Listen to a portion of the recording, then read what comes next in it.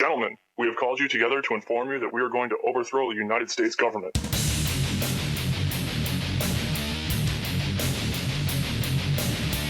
you still think that jet fuel brought down the World Trade Center?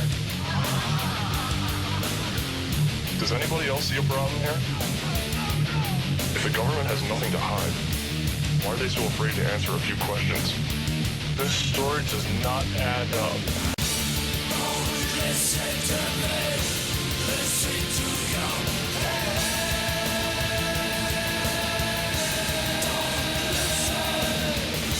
Don't listen to anything they say.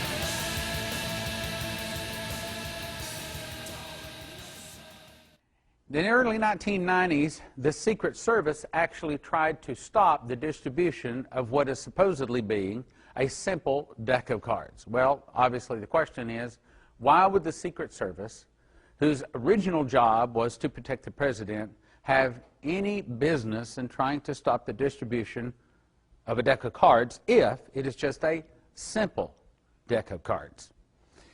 Well, in these deck of cards, it portrays, as I mentioned, an airplane hitting the World Trade Center, explosion at the Pentagon, martial law, weapons confiscation, population reduction, controlled diseases re-released, financial collapse, worthless currency, and the two events just prior to the appearance of the Antichrist, and much, much more. Will you help me welcome your speaker this evening, Stephen Dollins. This thing started out in 1990, and it started out as an internet game, interactive role-playing game on the internet. And you had players playing it against each other on the internet. And they tested this thing, play-tested it, and found out that it got real popular, and the popularity of this thing was so vast that they decided to take it to the next step, which was the trading cards. And in the early 1990s, that was when trading cards were starting to become very popular. People were collecting them. And so they decided that what they do would be to come up with the illustration of these cards, and they would just start coming up with various groups and start putting these cards out. And they put them out in decks. Now, there's 450 cards in the entire set. In other words, if you were to buy the entire set, there's over 450 cards in there. But what they decided to do was to break that down into what was called starter decks, and the starter decks have 55 cards in them. Then you had to buy the booster packs, which had 5 more cards in them. Now, the problem with that is, it's just like baseball cards. If you go out and buy baseball cards, and you buy a deck of them, or a pack of them, and you buy another pack, you're taking a chance of ending up with either the same cards or 2 or 3 of the same thing. So that's how they made their money. And then you just had to go and continually buy the decks and buy the starter kits. And so that's how they made their money on the cards. And then they decided that what they would do would be to play test this thing and see how popular it was. It didn't get as popular as what they think it was going to do. So what happened was these cards went on market in 1994. They went out of print in 1997. You cannot go into a regular store now and go in and buy these cards, or the starter decks, the booster packs, or the factory set. Just can't be done because these cards went out of print in 1997. So anyway, they play tested this card game, and they decided that what they do is make the cards and so that people could collect them. And when they were issued in 1994, it got real popular. These cards began to get real popular. And you remember in the 1990s, the word Illuminati was not even in a household name. Nobody knew what anybody was talking about, except just for a chosen few. You had people out there, evangelists like John Todd, some of the other ones that were out there showing about the seal, the Great Seal on the back of the dollar bill, and telling you that this was the seal of the Illuminati and telling you what it stood for. And he also came out and told what some of their plans were for future events. And people thought at that time that he and all those other people were crazy. Now they look back at him and say, gee, we should have listened. You know, we should have listened, because a lot of the things that they said, we've seen things take place exactly as they said they were going to. They're right on schedule. I'll tell you how close we are. If we had a clock right up here on the wall, 12 o'clock being 0 hour, in other words, the time that everything was completed at 12 o'clock, we are now at 11:55. And now we were told, we know what will make you feel better, just buy more stuff. Doesn't make any difference what it is, just get it.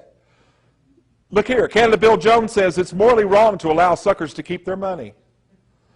We know what will make you feel better. Things were moving forward in America. We thought we were on the upside until 9/11. This is smoking gun card number 1.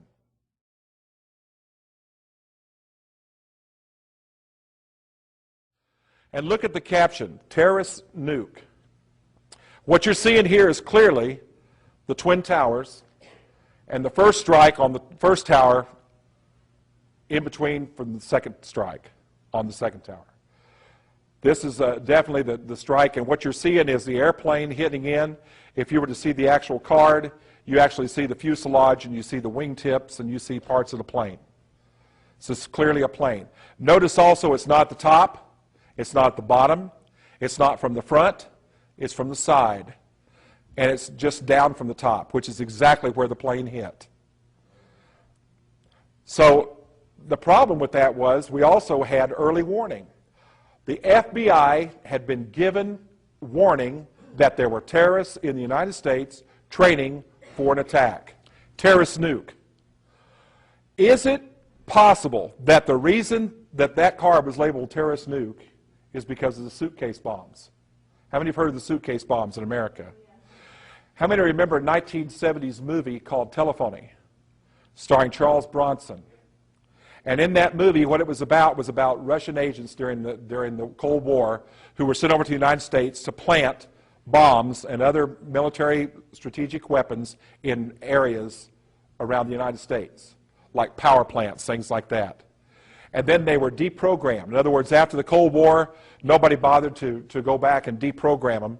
So here they were programmed to do these things, and then all of a sudden they couldn't remember that they were even a KGB agent, and they started taking roles in America like mothers and daughters and sisters and, you know, husbands, prominent men, until one day a man from Russia that was one of the agents started calling people up one by one, and he'd call them on the phone and he would give them the coded word message, and all of a sudden that program would come back, and just like zombies, they would go out and start setting those things off. Those technologies exist right now, and we know that we have agents over here right now that are able to do that. We also know that these suitcase bombs are anywhere from 1.3 megatons up. Now, think about that.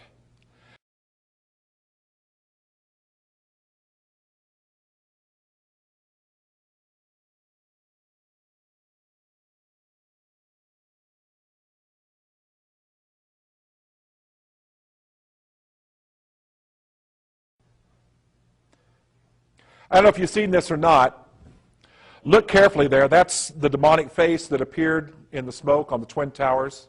If you've never seen that before, it's real interesting. Now, at first, there was people coming out saying, well, that was just a hoax. That was just a picture that they drew on there. No, because that's taken from CNN.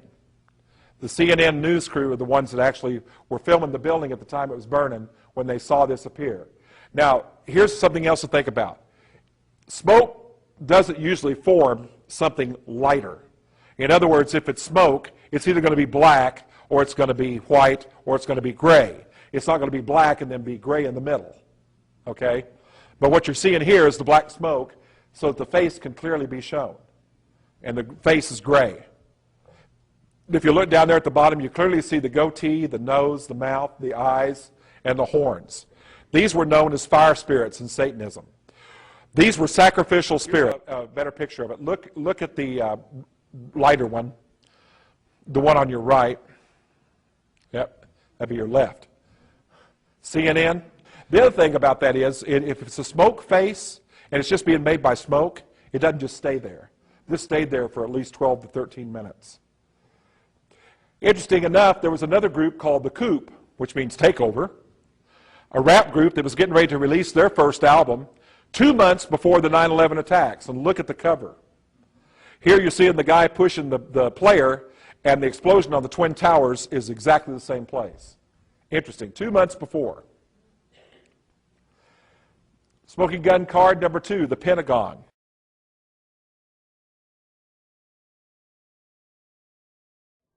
And what you're seeing here is the Pentagon, and on this illustration, you see it, the fire in the middle, but notice that the Pentagon is still operational around the outside.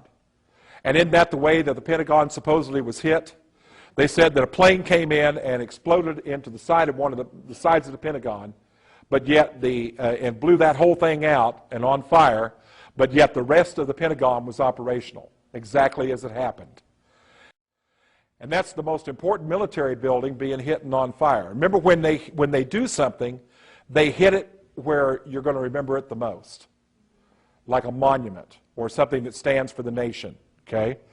And the 9/11 attacks. So this is definitely the 9/11 attacks that were planned. They were carried out. Goal, population reduction. In order to control the masses needed to be reduced. Now, this is an initiative for ECO 92, Earth Charter. I want you to hear what they say. This is Secretariat for World Order. He says, the immediate reduction of world population, according to the mid-1970s recommendation on the Draper Fund, must be immediately effected.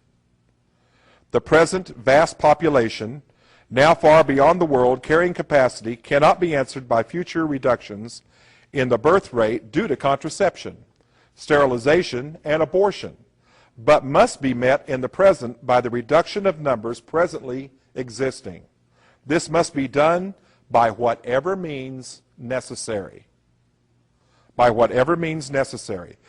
They've already initiated that this happen. All nations have quotas for population reduction on a yearly basis, which will be enforced by the Secretary Council by selective or total embargo of credit, items of trade, including food and medicine, or by military force when required.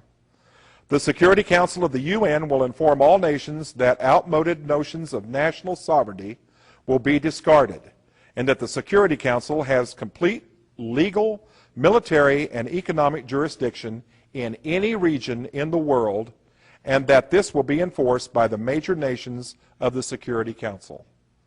The Security Council of the UN will take possession of all natural resources, including the watersheds, the great forests, to be used and preserved for the good of the major nations of the Security Council. All of the above constitute the New World Order, in which the order of all nations, regions, and races will cooperate with the decisions of the major nations of the Security Council. This is plans for depopulation, getting rid of the masses. Well, they can't do a genocide because that would totally give them away. They can't do another Holocaust. So what they do, and have been doing, is killing us slowly. Watch some of the ways they've been doing it. First of all, they've been using the AMA, American Medical Association. And you notice that if you need major surgery, if your Medicare or Medicaid doesn't pay for that, or you don't have insurance, you're pretty much out of luck. And if a doctor prescribes a medication for you that's necessary for you to keep alive and keep healthy, you better pray that Medicaid or Medicare covers that. And if it doesn't, you better pray that something will, or you're out of luck again. Listen to me. They have a cure for every major disease we've come up against. They have a cure. They also have a cure for cancer. You know what it is? Frequency. Every organism is run by frequency.